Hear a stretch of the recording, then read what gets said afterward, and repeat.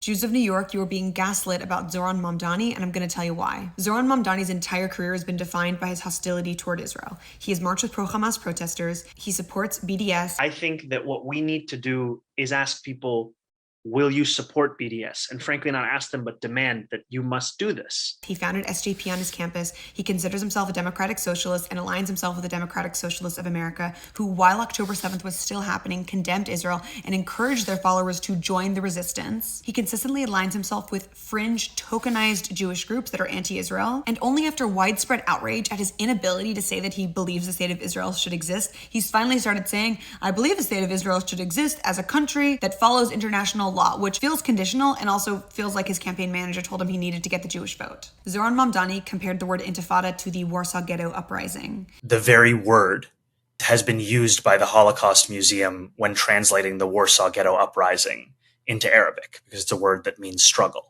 He was condemned by the United States Holocaust Museum and refused to condemn the phrase globalize the intifada. He says it's about Palestinian resistance. You as a Jew know better, because when you think of the word intifada, you think of this and this. As a Jew, when you hear globalize the intifada, you think of the first and second intifada. These photos are from the second intifada, where over 1,000 Israelis lost their lives in terror attacks like bus bombings. Globalize the intifada is an incitement of violence toward Jews, and you know it. The largest Jewish population outside of Israel is in New York City. The mayor of New York matters. Anti-Semitism is at an all-time high. And you know that anti-Zionism is anti-Semitism, but Zohran Mamdani doesn't. He has consistently chanted that anti-Zionism is not anti-Semitism. Who is ready to say that anti-Zionism is not anti-Semitism?